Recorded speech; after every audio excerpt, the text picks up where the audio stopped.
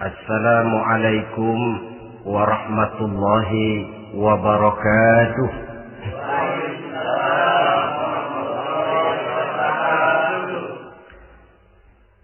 Alhamdulillahi rabbil alamin. Wassalatu wassalamu ala ashrafil anbiya'i wal mursalin, Sayyidina wa maulana Muhammadin wa ala alihi wa ashabihil mujahidin at-tahirin, amma ba'd.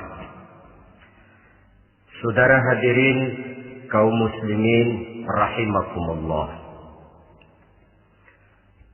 Dalam kehidupan sehari-hari kita selalu berhadapan dengan dua hal yang berlawanan, dengan dua hal yang kontroversial kata orang sekarang, yang kita diharuskan memilih satu di antara kedua hal itu. Sejak kita bangun tidur sampai kita tidur lagi, selalu kita hadapi dua persoalan itu, yang benar dan yang salah, yang hak dan yang batil, yang pantas dan yang tercela, yang ma'ruf dan yang munkar. Persis seperti sebaik lagu yang lagi ngepop dan banyak dinyanyikan anak sekarang, madu di tangan kananmu katanya, racun di tangan kirimu. Tapi saya pikir-pikir, bagaimanapun kalau cuma sekedar madu di tangan kanan, racun di tangan kiri, adresnya jelas. Yang repot kalau kita sudah tidak tahu lagi mana yang madu, mana yang racun. Lebih celaka lagi di zaman sekarang, banyak racun mereknya madu. Kita terpedaya, kita terpesona, kita terpukau oleh racun yang bermerek madu ini. Kita minum dia, yang akibatnya rawan di dalam kehidupan kita. Sangat banyak racun-racun yang terpancang di sepanjang perjalanan hidup kita ini. Dan dua di antara racun kehidupan itu akan kita bicarakan pada pertemuan kali ini, yakni arak dan judi, minuman keras dan judi.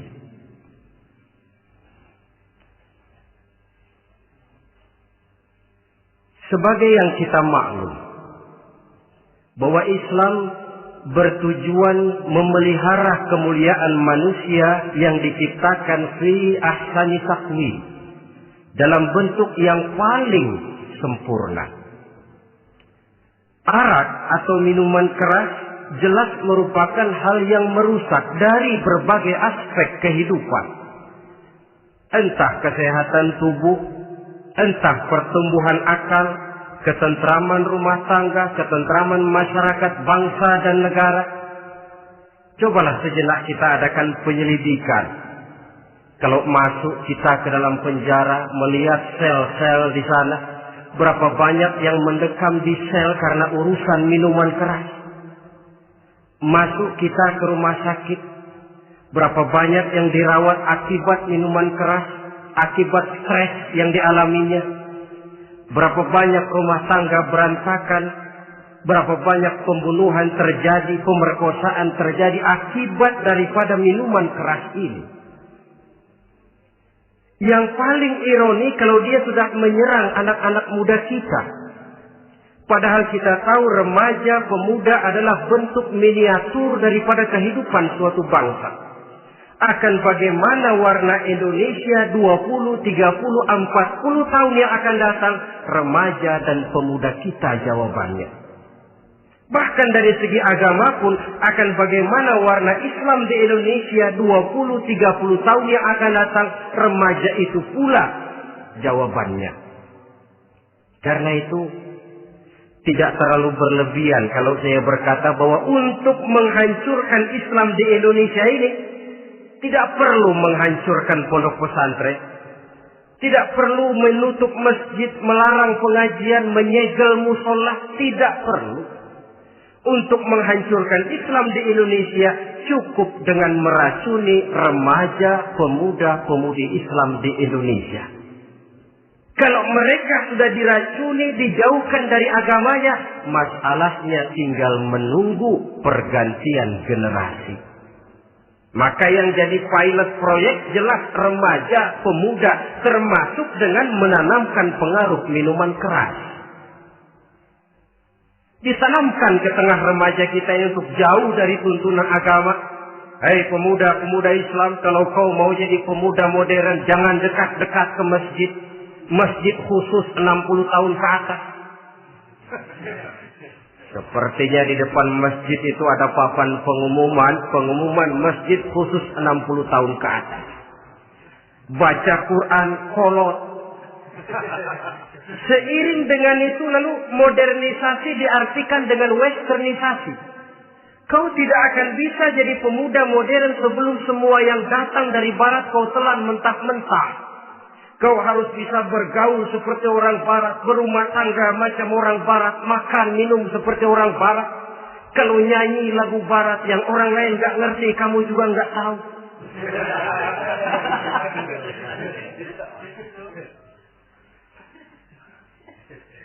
Anutlah itu free love yang pada gilirannya akan mengarah kepada free sex alias samenleven. Isaplah itu ganja, morfin, narkotik. Jikalau sudah terlena kita dengan itu, maka kehancuran suatu bangsa sesungguhnya sudah dimulai. Penyakit minuman keras ini bukan cuma penyakit zaman ini. Masyarakat yang dihadapi oleh Rasulullah Sallallahu Alaihi Wasallam 14 abad yang lalu juga masyarakat yang kemaruk dengan minuman keras. Arab jahiliyah kalau sudah minum arak mabuk, tidak cuma minum, dia mandi pakai arak. Sistem pendidikan yang disampaikan Islam bijaksana. Mula-mula diberikan gambaran bahwa arak itu walaupun ada manfaatnya tapi ada bahayanya. Dan bahayanya jauh lebih besar daripada manfaatnya. Tahap kedua diberikan pesan jangan mendekati sholat dalam keadaan mabuk. Padahal sholat 1 hari 1 malam 5 kali artinya makin jauh saja dia dari arak itu. Pada saat kondisi iman sudah memungkinkan barulah turun vonis bahwa arak itu najis, perbuatan setan, jauhi. Yang ironi yang saya katakan tadi, racun mereknya madu. Kadang-kadang kita dibuai dengan iklan yang tidak mendidik. Saya pernah lihat ada iklan misalnya, Anda ingin modern, majulah bersama minuman ini. Atau minuman ini lambang pergaulan dunia yang maju.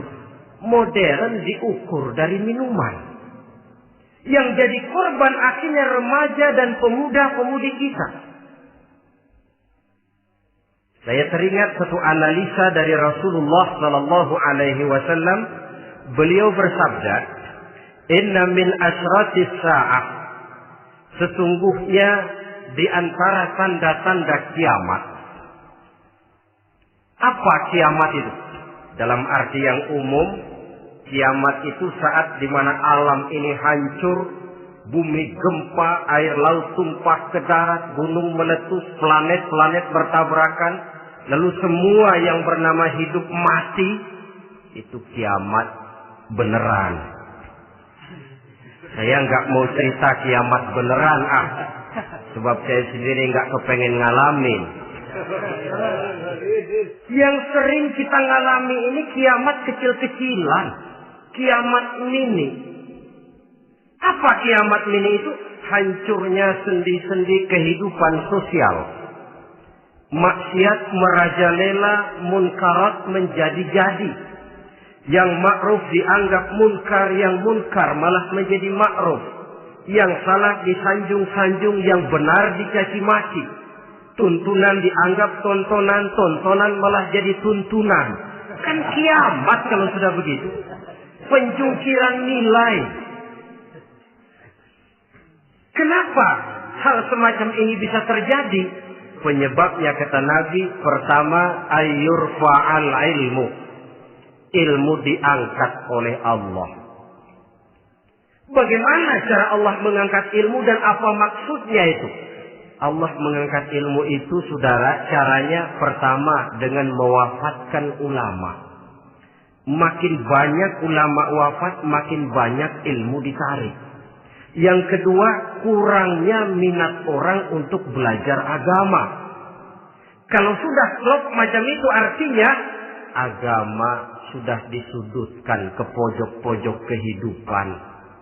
Agama cuma sekedar tinggal dekorasi. Agama cuma seminar, cuma kongres, cuma muktamar. Tapi bahwa agama merupakan realita dalam kehidupan, itu tidak pernah terwujud. Kalau ulama sudah tiada, minat orang belajar agama berkurang, maka ajaran Allah tidak lagi didengungkan orang. Dikala itu, wa yuzharul jahlu, akan muncullah kebodohan. Nampak kebodohan di mana-mana. Muncul permitted society, masyarakat yang merasa boleh hidup dengan kaidah serba boleh. Tidak ada halal, tidak ada haram. Tidak ada hak, tidak ada batil. Semuanya serba boleh. Kalau sudah begitu kondisi masyarakat, terjadilah apa yang dianalisa oleh Nabi. Dikala itu, wayabsu zina. Zina dikerjakan berterang-terangan. Orang sudah tidak punya malu. Hidupnya sudah pakai prinsip punya kuping kebo. Punya muka tembok. Punya kulit badak. Kalau juga dikasih tahu, malu dong kau tinggal serumah belum nikah. Malu sama siapa? Masyarakat. Allah, masyarakat cuek aja.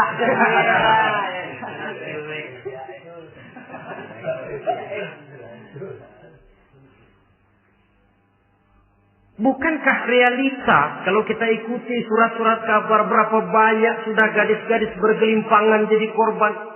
Berapa banyak bayi-bayi yang lahir ke alam ini tanpa harus tahu kemana dia mesti manggil bapak. Yang akhirnya mengalami keterakisan, dimasukkan ke dalam kantong plastik, dibuang ke tempat sampah. Kalau itu sudah terwujud, muncul efek negatif yang kedua. Wa yushrabal khamr. Arak, minuman keras jadi kebanggaan. Anak muda belum nyohor kalau belum bisa mabuk. Yang gak mabuk dianggap kolot. Kampungan loh. Bikin malu baru kena segelas aja udah miring. Cengeng. Temen kita hebat sampai nyungsep di got. Yang nyungsep hebat. Ya, kalau cuma yang hancur kehidupan pribadi. Tapi kalau sudah menyangkut masa depan, yang berarti masa depan suatu generasi adalah merupakan masa depan daripada suatu bangsa. Begitu kerasnya Islam ini melarang minuman keras. Sampai bukan cuma sekedar meminumnya saja yang diharamkan, tetapi juga dilarang mengimportnya, memproduksinya, membuka warung yang menjual minuman keras atau bekerja di tempat penjualan minuman keras. Ada juga yang nyerempet-nyerempet, Pak, kalau sedikit kan nggak apa-apa, nggak mabuk ini. Nah, saya ingatkan hadis Nabi diriwayatkan oleh Imam Ahmad, Abu Daud dan Turmuzi. Nabi bersabda, "Ma askara katsiruhu faqaliluhu haramun." Apa yang banyaknya menyebabkan mabuk, sedikitnya pun tetap haram hukumnya. Memang barangkali mungkin ada manfaatnya, tetapi bahayanya jelas lebih besar ketimbang manfaat yang bisa timbul daripada jenis minuman keras itu sendiri. Dalam hadis lain Nabi pesankan, "Man kana yu'minu billahi wal yaumil akhir fala yaq'udu ala ma'idatin taduru 'alaiha al-khamru. Siapa yang beriman kepada Allah dan beriman kepada hari akhirat, jangan dia duduk di dalam satu pertemuan yang di dalam pertemuan itu diedarkan minuman keras. Masuk ke dalam lingkungan macam itu saja tidak diperkenankan. Kenapa? Asyariku fi syarri syarrun. Bersekutu dengan kejahatan, jahat juga hukumnya. Semalam kamu mabuk ya? Enggak, temen. Saya cuma ngebeliin aja kok. Apalagi ngebeliin.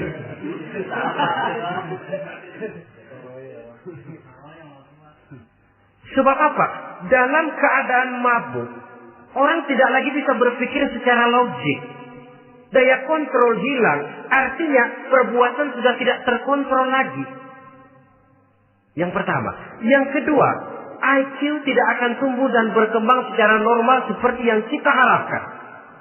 Yang ketiga, harga diri akan runtuh hancur di tengah masyarakat. Bayangkan kalau tengah malam kita digotong orang diantar ke rumah kita. Dengan kondisi macam itu masih punya muka kita untuk tegak di tengah masyarakat. Masih punya harapan kita untuk tumbuh menjadi pemimpin sementara orang terkenang. Ini kan yang kemarin malam gua gotong, dia lagi mabuk. Harga diri, kepribadian.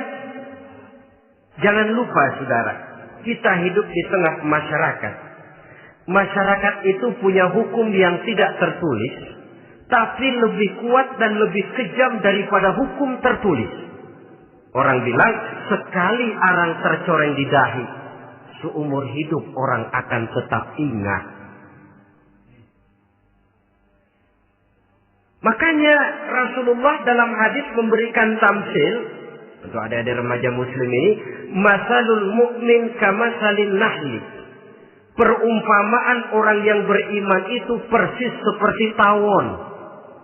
Mentalitas orang mukmin persis tawon. Apa mentalitas tawon? Kalau kita ngaji bab tawon, kita renungi apa keistimewaan tawon. Saya lihat-lihat, ternyata tawon itu punya 4 keistimewaan. Pertama, tawon itu yang dihisap selalu saripati bunga. Bagus makanannya. Belum pernah tawon keliru makan. Saya belum pernah dengar kok ada tawon makan tahu.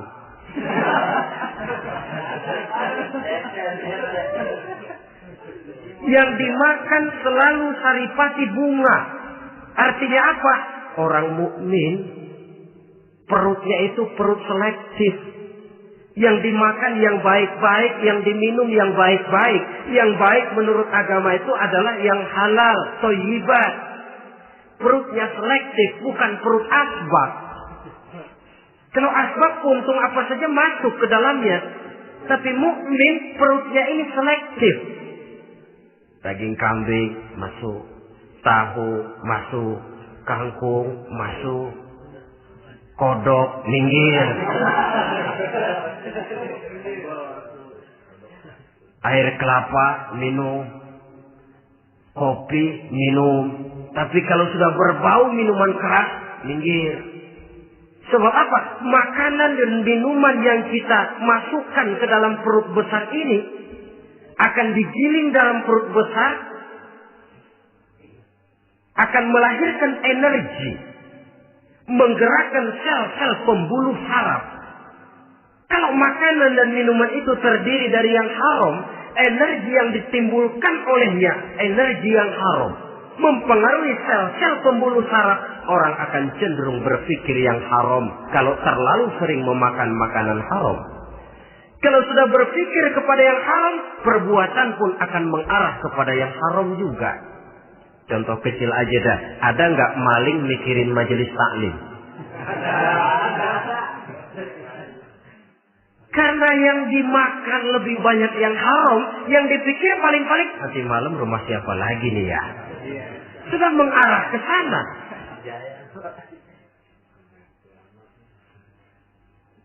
Saripati bunga yang dimakan tawon itu.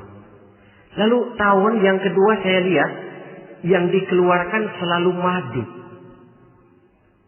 Artinya apa orang mukmin itu? Kalau dia berkata, perkataannya mengenakan orang. Kalau dia berbuat, perbuatannya membawa manfaat bagi orang. Kalau kakinya melangkah tentu ke tempat yang ada gunanya. Yang dikeluarkan madu, bukan racun.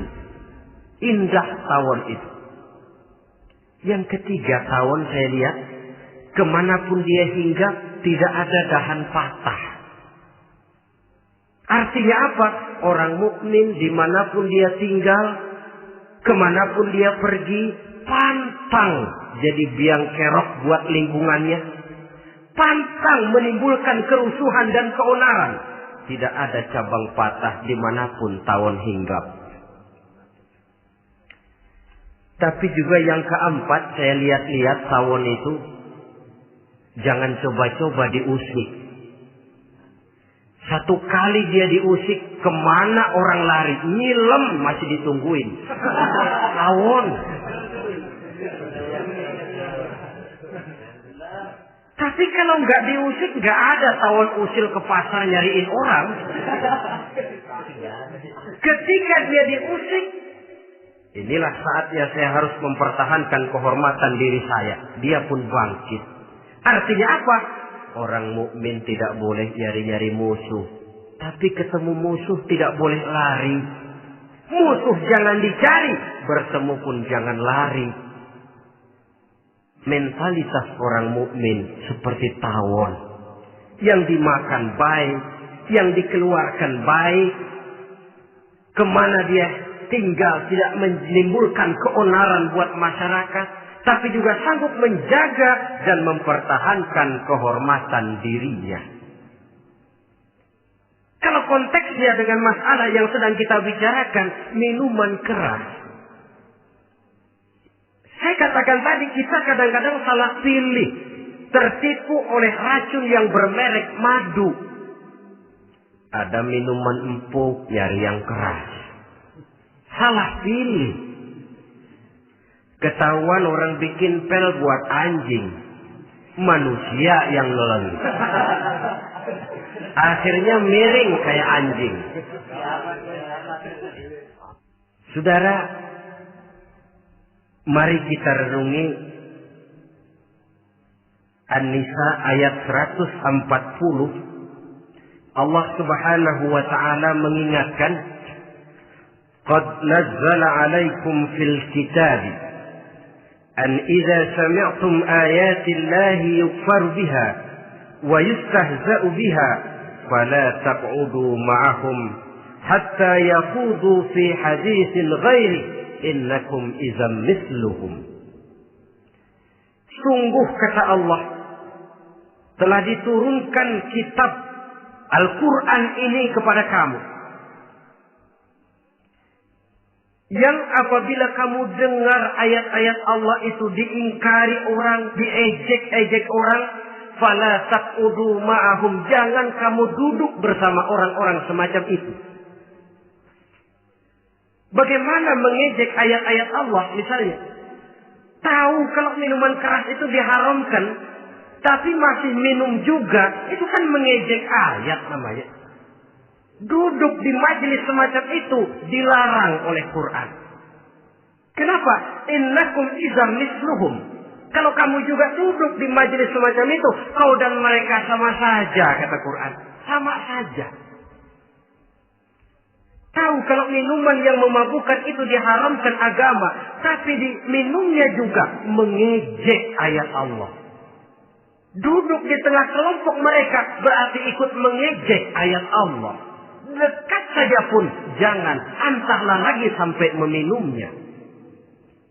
Maaf, bukankah Allah menurunkan Al-Quran kepada manusia, kata Imam Al-Ghazali, persis, maaflah, seperti gubernur bikin surat kepada Pak Lurah. Dalam suratnya Pak Gubernur bilang, Pak Lurah, tolong carikan tanah di daerah Kebayoran untuk sekolah 6.000 meter. Pak Lurah dapat surat dari Pak Gubernur, bangga bukan main. Itu surat sore, pagi, siang, malam dibaca. Ditaruh di tempat yang tinggi. Diberikan minyak wangi, mau diambil, dicium dulu. Dibawa dengan penuh hormat dan hati-hati Tapi tanah yang dipesan Pak Gubernur tidak dicari-cariin. Penghargaan macam apa ini? Nanti gubernur cek, Pak Lurah, siapa? Sudah terima surat saya? Sudah Pak, sudah. Bagus. Lalu bagaimana? Aduh Pak, surat Bapak sore pagi siang malam saya baca. Bagus. Apalagi Lurah? Surat Bapak saya taruh di tempat yang tinggi Pak. Saya pakai minyak wangi. Mau saya ambil, saya cium dulu. Saya bawa dengan penuh hormat dan hati-hati. Bagus Lurah. Kau memang hormat sama atasan. Cuman Lurah, tanahnya udah dicariin belum? Nah yang itu belum tuh Pak. Belum. Kata gubernur, bagus Lurah, besok berhenti lo ya.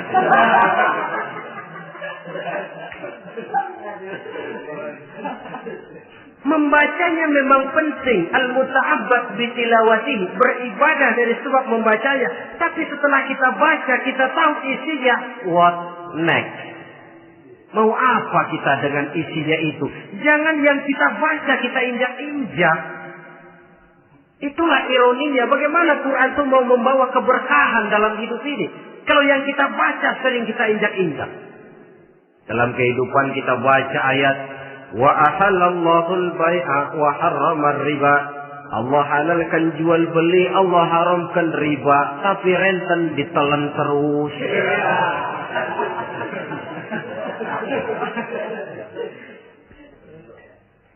Kita baca ayat wa'tasimu bihablillahi jami'an wa la tafarraqu.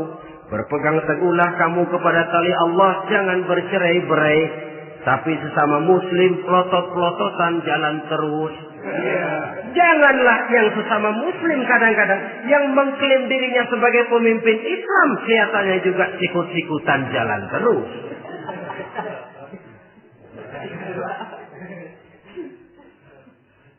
Sehingga tidak heran kalau orang bilang di bawah ngamalin ayat kursi sudah sampai di atas ayat hilang, tinggal kursi saja yang diamalin.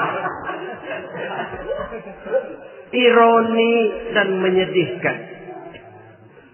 Perjalanan panjang memang saatnya kita menunggal dengan Al-Quran ini. Tetapi prosesnya memang harus kita mulai dari sekarang.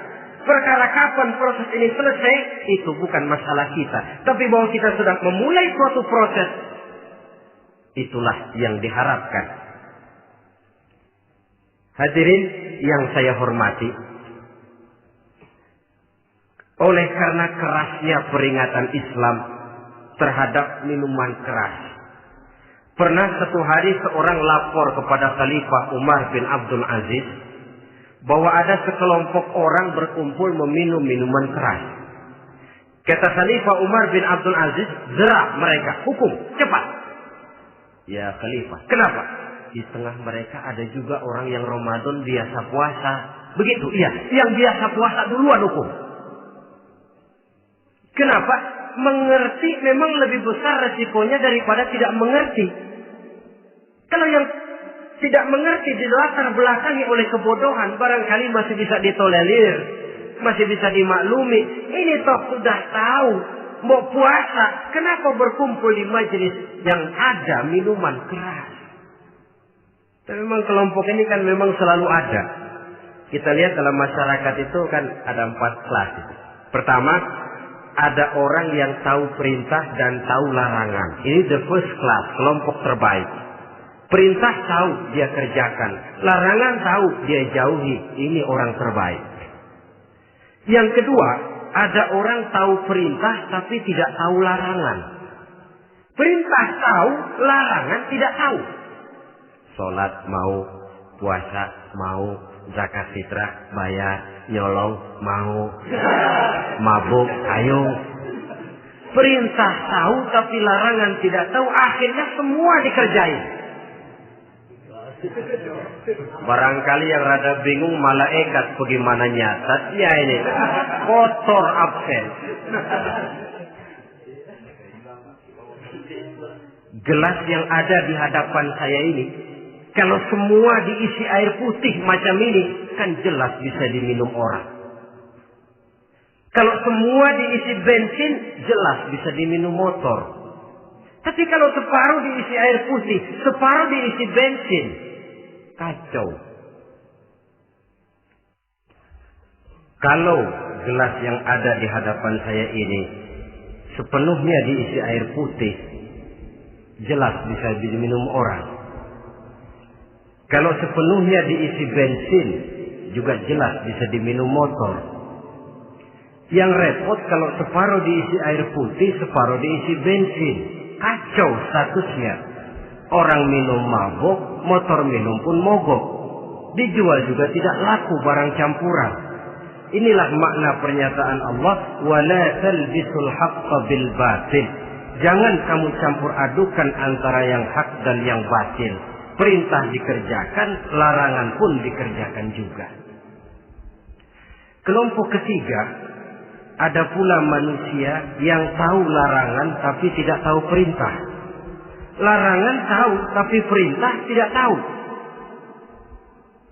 Jahat sama tetangga tidak, mencuri tidak, mabuk tidak, zina tidak, sholat tidak, puasa tidak, polos. Semua serba tidak. Dan yang terakhir, kelompok keempat, perintah tidak tahu, larangan pun tidak tahu. Ini masuk kelompok makhluk gratis. Misalnya kambing, ayam, kerbau, itu kan makhluk-makhluk yang memang perintah tidak tahu, pun larangan juga tidak tahu.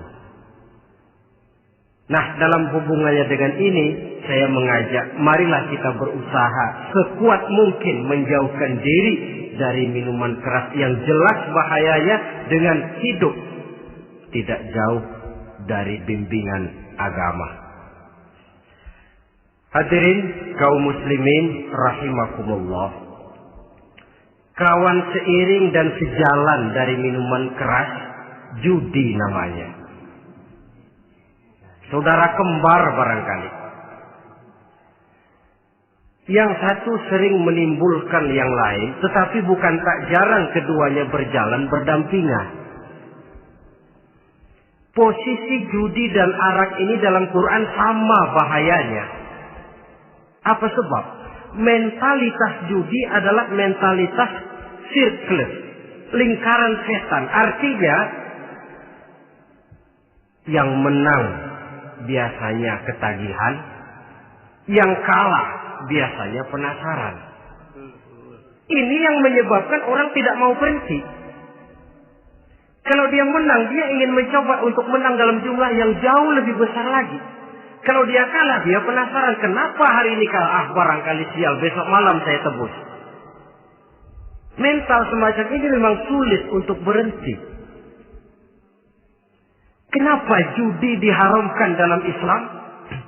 Pertama, seorang muslim di dalam berusaha mencari harta, dia harus mengikuti sunnatullah. Kata kita orang muslim, hukum alam kata orang sekarang, natural of law bahasa kerennya. Berusaha menurut hukum kausal, memasuki rumah dari pintunya, menunggu suatu akibat dari sebab yang kita lakukan. Bahwa kalau begini, mesti begitu. Karena kita memang terikat oleh permainan yang disebut hukum alam ini. Hidup bukan undian, jangan mengharap untung besar tanpa mau peras keringat. Satu pagi Khalifah Umar bin Khattab radhiyallahu an masuk ke masjid. Beliau lihat ada orang sedang berdoa khusyuk betul. Ditunggunya 2 menit, 3 menit, sampai 10 menit lebih belum juga selesai. Agak lama orang itu berdoa.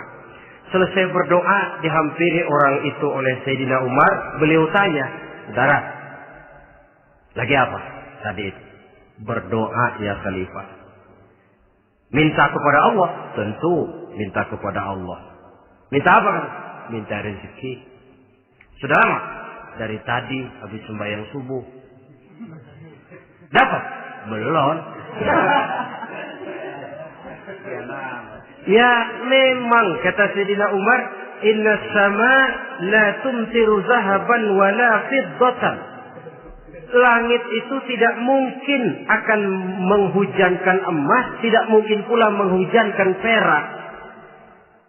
Jadi orang dilarang duduk bermalas-malas menunggu keajaiban yang datang dari langit. Karena memang hidup ini bukan undian. Jadi jangan mengharap untung besar tanpa mau peras keringat. Di dalam berusaha kita terikat oleh sunnatullah. Kalau begini sebab penyebabnya, akan begini akibat yang ditimbulkannya. Yang kedua, Islam menjadikan harta manusia itu sebagai benda berharga yang dilindungi.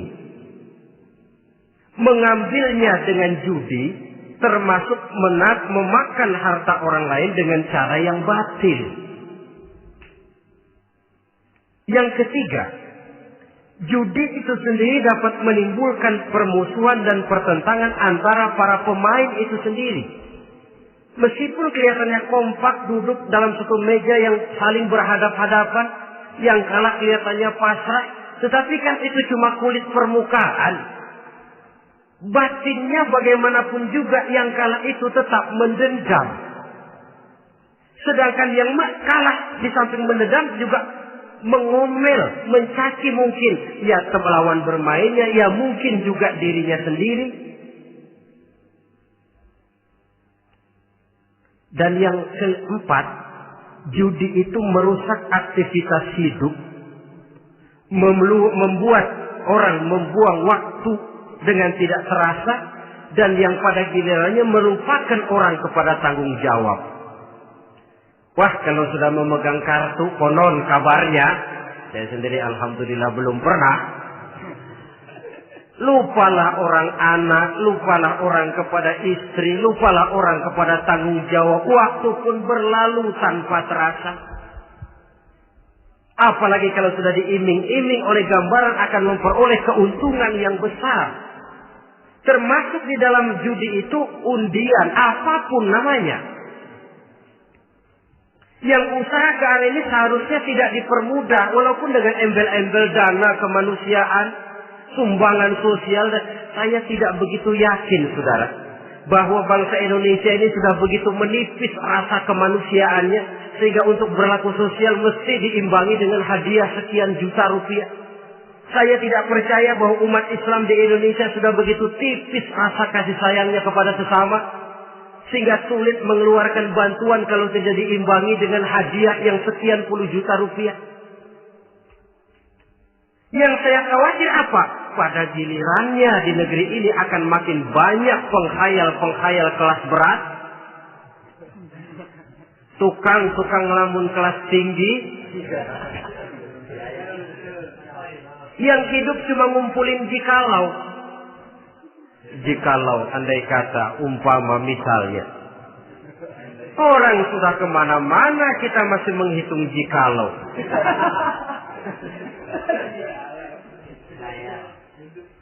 Orang boleh saja mengharap burung terbang tinggi, tapi punai di tangan jangan dulu dilepas. Artinya, idealisme silahkan terbang setinggi langit, tapi kaki harus tetap berpijak di alam realita.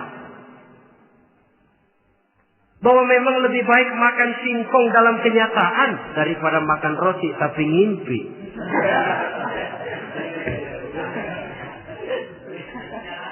Kadang anaknya menangis, Pak minta jajan, ada uang 200 rupiah. Sudahlah sabar, kau jangan jajan, nanti bapak beliin kalau tembus 100 juta nih. Akhirnya yang 100 juta tidak, anak pun kelaparan. Bukankah akan jadi masalah bagi semuanya? Belum lagi rasa sayang kepada harta yang sudah dia miliki. Entah itu tanah, rumah, kendaraan. Kalau sudah kadangkala di meja judi, hilang rasa sayang kepada benda itu. Ada rumah-rumahnya dilelang, ada kendaraan-kendaraan jadi taruhan. Ada jam tangan pun copot tanpa terasa. Maka berapa banyak rumah tangga berantakan, istri minta cerai, orang jadi nekat merampok, orang jadi nekat mencuri, korupsi kalau dia pejabat. Akibat apa ini? pengaruh yang namanya judi. Saudara kaum muslimin, ma'asyiral muslimin rahimakumullah. Itu sebabnya di dalam surah Al-Maidah ayat 90 Allah menekankan, innamal khamru wal maisir wal ansab wal azlam rijsun min amali syaitan fajtanibuhu la'allakum tuflihun. Sesungguhnya arak, judi, berhala, mengundi nasib itu rijsun. Ya Allah, jarang benar Quran menggunakan kalimat rijsun. Rijsun ini sudah merupakan puncak kekotoran. Bapak moyangnya najis, itu rijsun.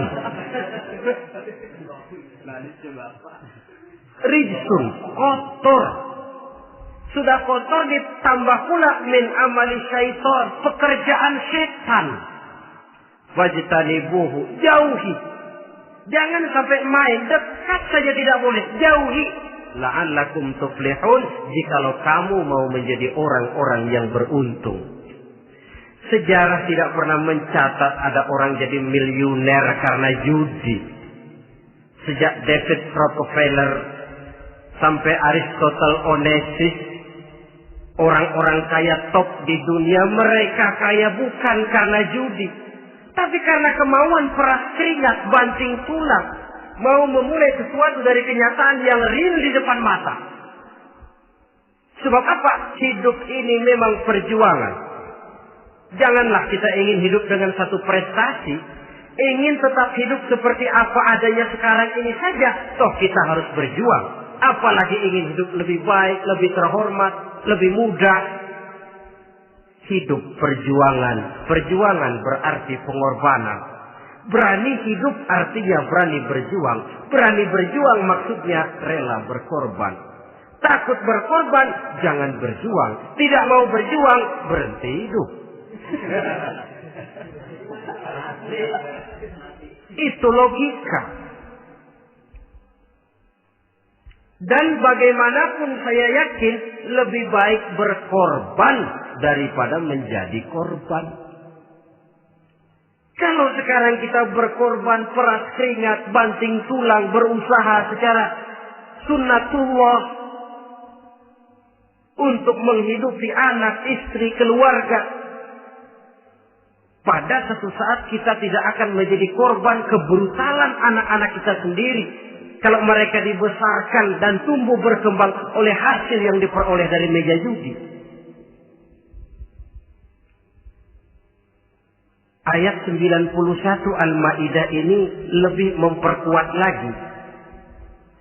Kalau itu arak, judi, berhala, mengundi nasib adalah perbuatan setan, sebenarnya setan mau apa sih? Ayat 91 menegaskan, innama yuridu syaitanu ayyuqi'a bainakumul adawata wal baghdha'a fil khamri wal maisir. Yang dimaui setan itu tidak lain supaya dengan arak dan dengan judi timbul rasa permusuhan, sikap memusuhi, saling marah di antara kamu. Coba, biasanya dalam meja judi sudah loyo, waktu juga sudah berlarut-larut. Yang menang mau berhenti, apa yang kata yang kalah? Berhenti dah, gue wacok loh. Enak bener, gue lagi kalah, lu berhenti. Coba, kira-kira kapan akan selesai permainan? Akan timbul permusuhan, akan timbul rasa dendam, kesumat yang ditanamkan oleh setan.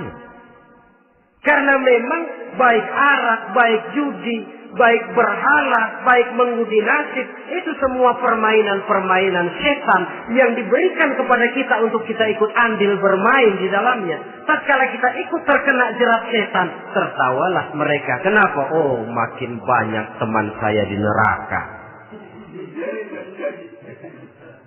Maaf, setan itu kan sudah tahu vonisnya. Ketika dulu di dengkotnya yang namanya iblis terusir dari surga, itu bikin semacam perjanjian dengan Allah. Tuhan, kenapa ini? Gara-gara Adam saya terusir dari surga. Maka sejak saat ini Adam dan seluruh keturunannya adalah musuh bebuyutan saya. Saya akan gelincirkan mereka dari jalan. Silahkan iblis, goda mereka. Tapi kau tidak akan mungkin bisa menggoda mereka kalau hamba-hambaku itu menjadi hamba yang ikhlas. Hanya hambaku yang ikhlas yang tidak mungkin kamu goda. Yang lain barangkali bisa. Sejak saat itulah iblis memproklamirkan permusuhan. Dan dia sudah tahu betul vonisnya neraka. Tugas dia sekarang bagaimana mengumpulkan teman sebanyak-banyaknya ke dalam neraka. Hamba Allah saja yang tidak tergelincir kepada minuman keras dan judi. Hamba Allah yang ikhlas itu bagaimana? Yang ikhlas menjadi hamba Allah. Dalam arti kata dan perbuatannya memang mencerminkan bahwa dia hamba Allah. Maaf. Di zaman sekarang ini kan banyak orang cuma berkata, saya hamba Allah, mulutnya. Tapi perbuatannya membuktikan dia hamba setan, hamba dunia, hamba harta, budak jabatan, budak nafsu. Tidak sesuai antara ucapan dan perbuatan. Sebab itu kata-kata hamba Allah kalau keluar dari mulut manusia itu murah. Soalnya ngaku. Ngaku siapapun bisa. Tapi diakui atau tidak? Ini yang kita belum tahu. Ada juga orang berdalih, saya kan masang kalau dapat nanti mau nyumbang masjid. Barangkali aja kalau nyumbang masjid disoriin dikit sama Tuhan.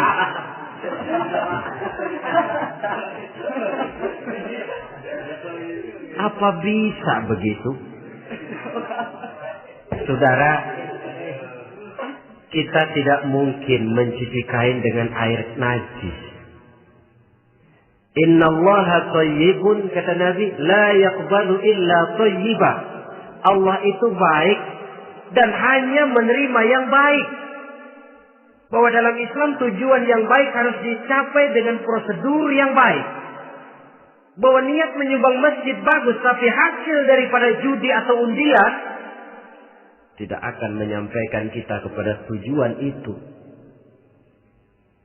Tidak boleh mencuri kain walaupun niatnya untuk sholat. Kalau nyolong kain niatnya buat sembahyang, dimaafin kali. Walaupun sholatnya sah, mencuri kainnya tetap saja dosa. Islam tidak menghalalkan segala cara untuk mencapai suatu tujuan. Bahwa tujuan yang baik harus dicapai dengan cara yang baik juga. Dan penyakit judi ini juga bukan penyakit baru. Sejak dulu. Masa jahiliyah judi mereka. Saya kira kalau Las Vegas, kota judi Amerika saja barangkali masih kalah dengan cara judi jahiliyah dulu. Mereka kalau sudah judi itu uang. Habis uang ada punya tanah pasar, taruhan. Habis tanah ada rumah, rumahnya dipasang. Apalagi yang ada? Ternak unta dipertaruhkan. Harta habis, rumah ludes, kebun binasa. Ada istri juga dipasangin. Judi.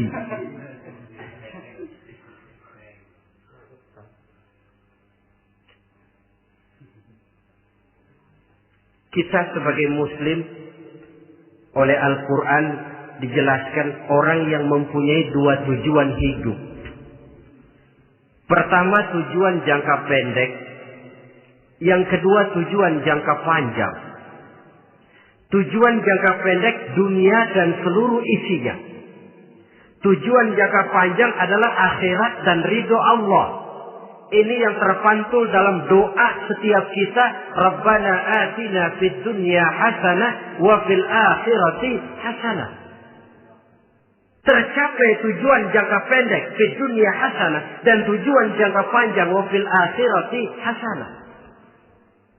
Untuk mencapai tujuan jangka pendek, merangkul dunia dan seluruh isinya, apa yang jadi modal utama?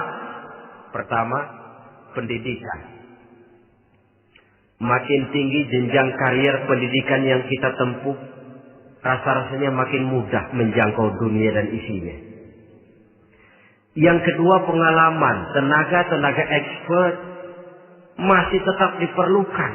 Makin banyak pengalaman, makin mudah menjangkau dunia.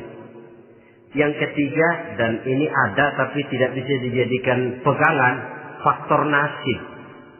Faktor kebetulan. Ada, tapi tidak bisa dijadikan pegangan mutlak. Pendidikan, pengalaman, ingin menjangkau fid dunia hasanah. Ini modal utama. Lalu untuk mencapai fil akhirati hasanah, prestasi ibadah. Bagaimanapun tinggi pangkat dan jabatan kita, bagaimanapun banyak gelar kita sandang, tanpa prestasi ibadah, nol besar kita dalam pandangan Allah. Itu sebabnya kita sholat. Jadi tidak beralasan kalau orang ditanya, kenapa sih kamu nggak sholat? Tetangga saya sholat melarat terus. Memang sholat itu bukan untuk mencari uang kok. Kalau ada orang yang rajin sholat, rezekinya kelihatan lancar, itu cuma sekedar persekot. Uang muka, cashnya tetap di akhirat nanti. Efeknya apa? Karena kita punya tujuan jangka panjang, mengharap ridho Allah di akhirat. Cara kita mencapai tujuan jangka pendek dibatasi oleh pertanyaan, Allah ridho apa enggak?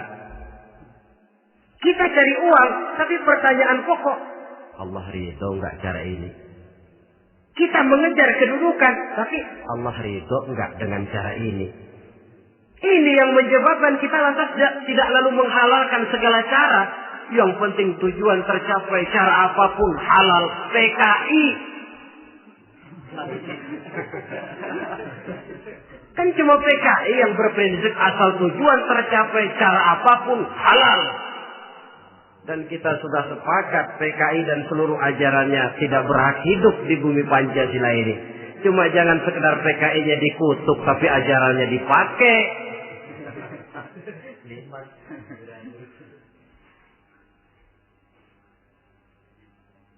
Nah, untuk mencapai dua tujuan ini, Islam mengajarkan sistem keseimbangan. Sehingga Nabi sabdakan, "I'mal li dunyaka ka'annaka ta'ishu abada, wa'mal li akhiratika ka'annaka tamutu ghada." Bekerjalah buat duniamu seolah-olah kau akan hidup untuk selamanya, tetapi bekerjalah untuk akhiratmu seolah-olah kau akan mati besok. Jadi kalau kita sudah sholat menghadap Allah, usolli fardhu maghrib, Allahu Akbar, ingat seolah-olah kita akan mati besok supaya timbul khusyuknya. Tapi kalau kita sudah bekerja, kuliah, bekerja, belajar di tempat tugas, ingat seolah-olah kita akan hidup selamanya supaya timbul gairah kerja. Jangan dibalik. Di kantor ingat mati, lemas terus. Ngapain kerja sungguh-sungguh bakalan mati. Lagi sholat ingat Duta Merlin, Altiron Plaza. Ya kacau. Salah pasang, tidak pada tempatnya.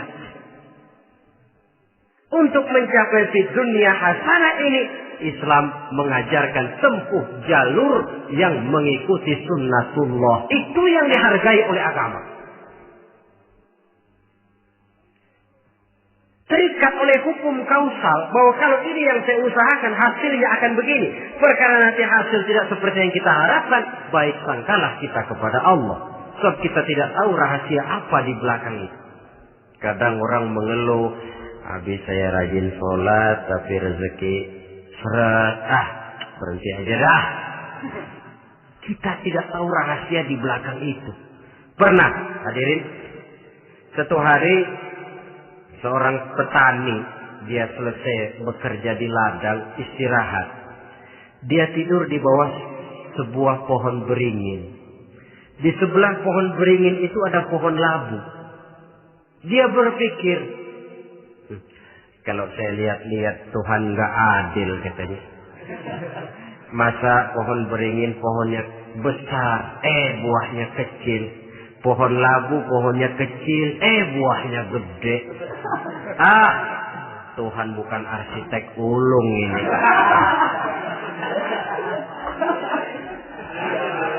Mestinya supaya enak dilihat beringin yang pohonnya besar buahnya sebesar buah labu. Pohon labu yang pohonnya kecil buahnya kecil saja sebesar buah beringin. Tidak adil Tuhan. Baru dia selesai berpikir Tuhan tidak adil, jatuh sebutir buah beringin tepat menimpa hidungnya. Dia terkejut. Astagfirullahaladzim. Kalau begitu saya sadar katanya, Tuhan benar-benar adil. Coba kalau buah beringin segede buah labu. Waduh, kayak apa muka saya ini?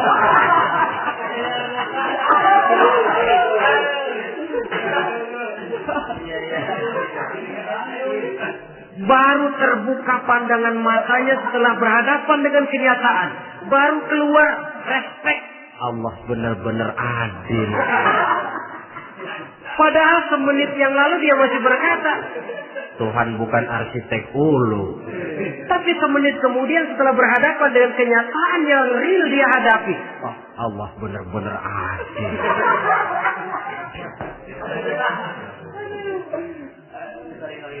Itulah kehidupan ini.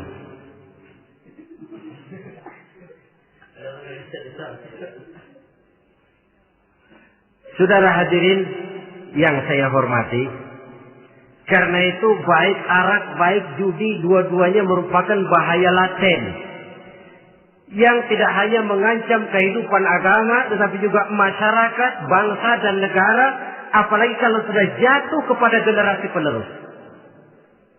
Dan yang bagaimanapun juga saya berpikir sebenarnya remaja, pemuda, pemudi kita cuma korban dari suatu sistem. Sebab ini merupakan tanggung jawab bersama. Ulama, mubalik macam saya paling wewenangnya cuma ngomong. Yang punya SK untuk memberhentikan pabrik minuman keras itu kan Menteri Perindustrian. Tangan-tangan eksekutif. Sehingga kalau Nabi katakan, Man ra'a minkum munkaran falyughayyir biyadihi wa illam yastati' fa bilisanih wa illam yastati' fa biqalbihi. Apabila salah seorang kamu melihat suatu kemunkaran, termasuk minuman keras dan judi di dalamnya, rubah itu. Dengan cara apa? Kalau kau mampu dengan tangan, artinya power, kekuatan. Kalau dengan tangan tidak mampu, ini orang kalau gue pukul gue yang melintir nih. Umpamanya, fabilisani, dengan lidah ngomong. Mas, saya senang sampean tinggal di sini, kampung kami tambah warga, tapi tolonglah jangan bawa pengaruh yang tidak baik. Kalau ternyata bicara pun tidak berani, fabiqalbi, cukup dalam hati, sekurang-kurangnya tidak ikut membenci kemungkaran dalam hati, itulah kadar iman yang paling lemah. Ini secara umum. Tapi kalau hadis ini kita mau adakan semacam, katakan description of job, bahasa kerennya, kita adakan pembagian tugas. Siapa yang harus merombak kemungkaran dengan power? Penguasa, pemerintah, sebab dia punya aparat. Siapa yang merombak kemungkaran dengan lidah? Ulama, kiai, mubalik, ngomong. Siapa yang hanya merubah kemungkaran dalam hati? Kita umumnya rakyat lemah ini. Yang mau ngomong gak berani, tapi hati pegel. Nah, kalau sudah ada pembagian tugas semacam itu, insya Allah masing-masing akan berjalan pada relnya. Dan pada akhirnya selamatlah kita, bangsa Indonesia, umat Islam pada khususnya, dari bahaya, baik bahaya minuman keras maupun bahaya judi. Menyelamatkan bangsa dan yang lebih lagi menyelamatkan masa depan kita. Sekianlah saudara pertemuan kita pada saat ini. Mudah-mudahan ada manfaatnya. Terima kasih atas segala perhatian. Mohon maaf atas segala kekurangan. Usikum wa nafsi bitaqwallah. Wassalamualaikum warahmatullahi wabarakatuh.